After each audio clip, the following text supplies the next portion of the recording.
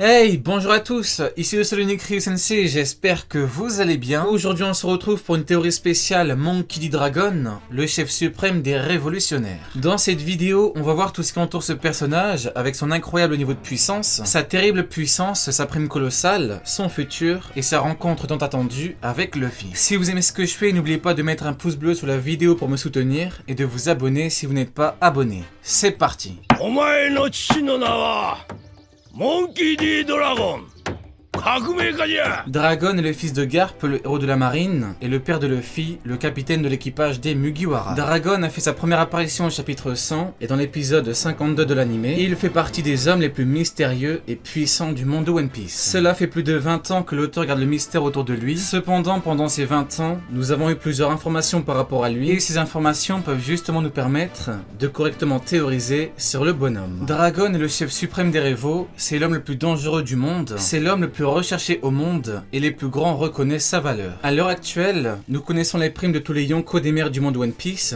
ainsi que celle de Goldie Roger, le roi des pirates. Dragon était l'homme le plus recherché et dangereux au monde pré-ellipse. Par conséquent, quoi qu'il arrive, sa prime est supérieure à celle de Barbe Blanche. Prime égale dangerosité et puissance. Dragon est l'homme le plus dangereux et recherché au monde. Dragon avait une prime supérieure à celle de Barbe Blanche, qui avait une prime supérieure aux autres Yonko. Ici, je pense qu'on sera tous d'accord, on ne parle même pas de logique, mais bel et bien d'éléments factuels. Maintenant, il faut s'intéresser aux raisons qui font que Dragon possède la prime la plus élevée au monde. Comme dit plus tôt, prime égale puissance plus dangerosité. Par conséquent, il serait tentant de dire que Dragon possède une prime des plus colossales, surtout grâce à sa dangerosité par rapport au Revo, parce que le GM craint la révolution. Cependant, en me penchant un peu sur tout ça, je me suis rendu compte de quelque chose qui décrédibilise un peu cette hypothèse. La prime de Sabo. C'est très simple, Sabo est le numéro 2 des Revo, et sa prime n'est que de 602 millions de berries. Pourquoi? Eh bien, encore une fois, c'est très simple. Parce qu'être en haut de la hiérarchie chez les Revo ne te garantit pas d'avoir une gigantesque prime. Alors ici, on me dira que Sabo n'est pas Revo depuis longtemps, sauf que c'est faux. Sabo est un Revo depuis qu'il est petit. Il a été recueilli par Dragon, entraîné par Dragon, il est même devenu le second de Dragon. Par conséquent, cela veut dire que la prime de Dragon, qui est supérieure à 5 milliards de berries, est surtout due à son incroyable puissance.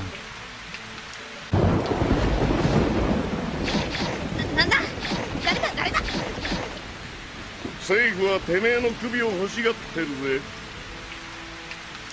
世界は我々の答えを待っている。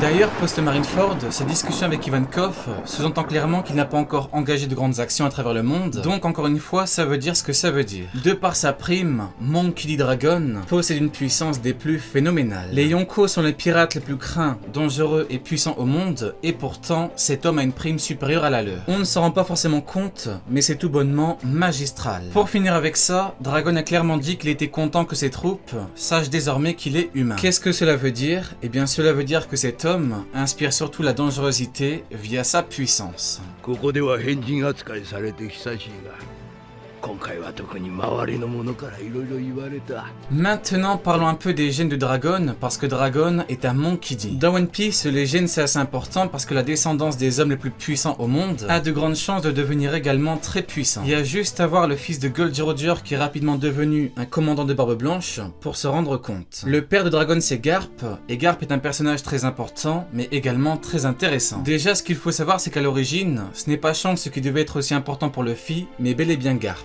Ensuite, comme vous le savez tous, Garp a toujours eu son importance, et un sujet revient sans cesse par rapport à lui, sa puissance. 連れてきたからには立派に使い物になるようにせんとな。今日はお前らの本当のところを試したんだ。 En fait, Garp fait partie de ceux qui ont toujours fait débat parce que tout le monde veut connaître son niveau et sa puissance. C'est un peu la même chose pour Magellan, Rayleigh ou encore Mihawk. À une époque, ce qui faisait débat, c'est la fameuse action de Garp lorsqu'il voulait attaquer Akainu. Pour certains, Akainu aurait quoi qu'il arrive allumé Garp, tandis que pour d'autres, c'est Garp qui l'aurait quoi qu'il arrive allumé. Désormais, nous connaissons la réponse. Akainu aurait pris très cher parce que Garp combattait des légendes de la piraterie, parce qu'il a refusé beaucoup de fois le poste d'amiral, et parce que le facteur de la colère aurait fait qu'il n'aurait eu aucune pitié pour retour à Kainen. Si je vous parle de Garp, ce n'est pas pour rien. En effet, pour moi, cet homme est un élément déterminant pour pouvoir tout savoir sur Dragon. Le One Piece Bail, c'est que la nouvelle génération est destinée à dépasser la précédente. Fort Cassidy Ace était destiné à surpasser son père, et c'est pour cela que la marine a voulu coûte que coûte l'éliminer. Le plan était de l'exécuter publiquement, de pousser Barbe Blanche à venir, d'éliminer Barbe Blanche à l'aide des Shichibukai et d'affaiblir la piraterie en général. En soi, ça allait fonctionner, mais le problème c'est que la marine était incapable de prévoir l'imprévisible. Marshal Dietrich. まだ気持ち的には弱いかもしれん。本当に覚悟を持ってやってるかどうかをな。今回は特に周りの者からいろいろ言われた。 Le schéma est très simple. Dragon, qui est le fils de Garp, est censé être ou devenir plus puissant que son père, et Luffy, qui est son fils, est censé devenir plus puissant que son père. Avant de parler de puissance, parlons un peu de niveau de puissance. Le niveau de puissance de Garp à son prime, c'est amiral en chef. Forcément, au-dessus il n'existe que deux niveaux, Yonko et roi des pirates, et comme par hasard, tout colle parfaitement. Dragon a le niveau de Yonko qui est supérieur à amiral en chef, et Luffy doit atteindre le niveau de roi des pirates pour être plus puissant que les Yonko. Ici, je sais que certains me diront que le roi des pirates n'est pas supérieur au Yonko, mais c'est faux. C'est faux et en voici la preuve. Don Shinjaro, qui est une légende de la piraterie, a clairement dit ceci à Luffy. Tu comptes sérieusement te débarrasser des amiraux et des 4 empereurs. Tu crois pouvoir surpasser Roger. Laisse-moi rire. C'est clair, net et précis. Goldie Roger était supérieur aux amiraux et aux Yonko. Tout est calculé depuis le tout début. On sait que Dragon est l'homme le plus recherché et dangereux depuis le début de One Piece, et Luffy a confirmé à Kobe qu'il devait devenir le pirate le plus puissant pour devenir le roi des pirates. Vous en ferez vos conclusions. De mon côté, je pense que tout est clairement dit. この国こそ世界の未来の縮図だ。いらぬものを淘汰した世界に幸せなど待ってはいない。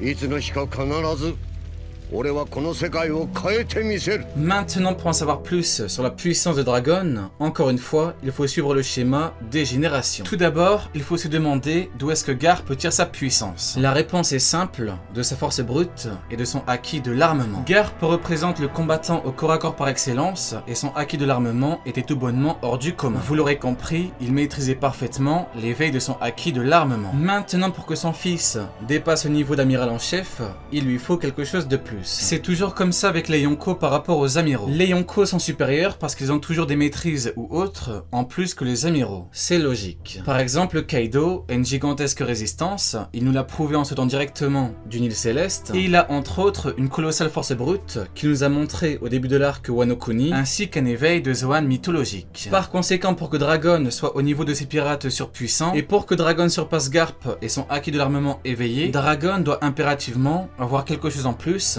qu'un excellent éveil du acquis de l'armement, ainsi qu'une énorme force brute. Nous avons déjà évoqué un supposé bail antique pour Dragon, par conséquent ici on va se concentrer un maximum sur des choses qui sont beaucoup plus certaines. Un fruit démoniaque éveillé et un acquis des rois semi-éveillé. Je m'explique.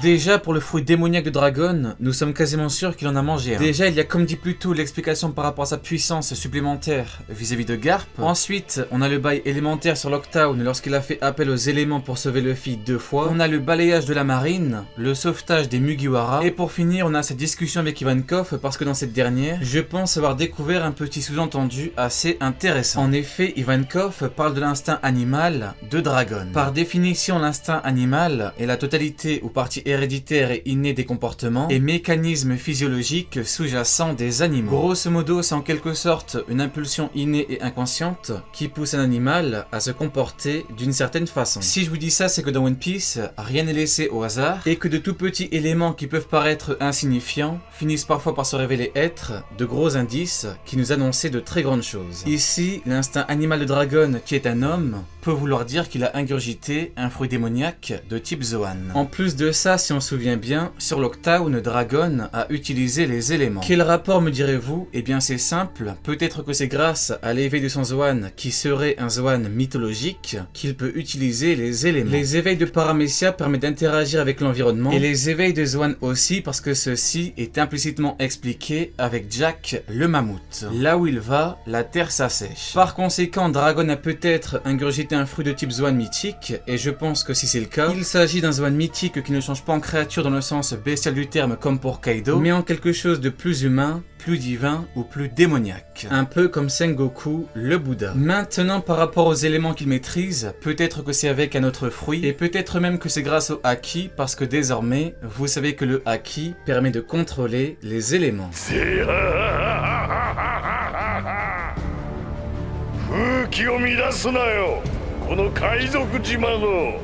En autre argument qui prouverait le fait qu'il est un fruit, Teach voulait sa tête. Pourquoi? Eh bien c'est simple. Pour son fruit démoniaque. Teach voulait le fruit de Sabo, mais également celui de Dragon. Et d'ailleurs au passage, Teach a les pouvoirs d'un Paramecia et d'un Logia, donc comme par hasard, il lui manque les pouvoirs d'un Zoan. Maintenant c'est soit un Zoan, soit un Logia, parce que comme dit dans ma vidéo sur le fruit démoniaque de l'eau, il y a de très fortes chances pour que les Revo représentent les Logia dans la représentation des puissances du monde de One Piece. Si Dragon a mangé un Logia, forcément le fruit qui lui correspond le mieux, c'est le fruit du vent. Si on cumule ce qu'il a fait sur Locktown avec le fait qu'il ait dit à ses hommes sur Baltigo qu'il sortait regarder le vent, ainsi que le fait qu'Ivankov lui ait parlé du vent quand ils se sont vus, on se dit forcément qu'il existe un lien très fort entre Dragon et cet élément. Pour finir avec sa puissance, Dragon possède le Haki des rois, et vous savez pertinemment que le Haki des rois ne servira pas éternellement à juste faire tomber dans les pommes les esprits faibles. En fait, pour Dragon, on a deux options. Soit on se dit qu'il maîtrise totalement la puissance du Haki des rois et qu'il a éveillé, soit on se dit qu'il maîtrise un semi-éveil. Il n'y a que ces deux options parce que c'est impossible que cet homme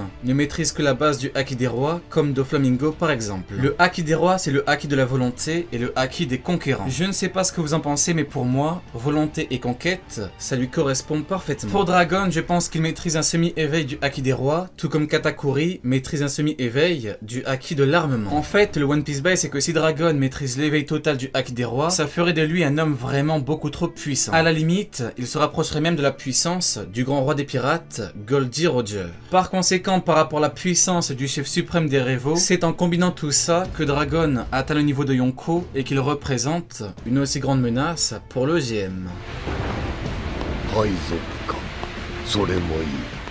Pour finir, parlons du futur du personnage, et ce futur est lié à son fils Luffy, et ce parce qu'ils vont se rencontrer. En fait, au chapitre 440, Dragon a dit « Notre rencontre arrivera ». À partir d'ici, il n'y a vraiment pas de débat à avoir sur la probable non-rencontre du père et du fils. Par contre, ce qui est intéressant, c'est de se demander comment et pourquoi par rapport aux événements de l'œuvre. Pour moi, la réponse est simple, Dragon et Luffy devront mener une bataille commune, et ce parce qu'ils ont un objectif en commun. Changer le monde. Luffy ne le sait pas encore, mais sa destinée, c'est de libérer les peuples et de faire tomber les Tenryubito ainsi que le GM. Le roi des pirates Goldie Roger n'a pas le temps de le faire, mais le nouveau roi des pirates Monkey D. Luffy aura le temps de le faire. Allez, Janet, tu n'auras pas regardé ma vidéo pour rien.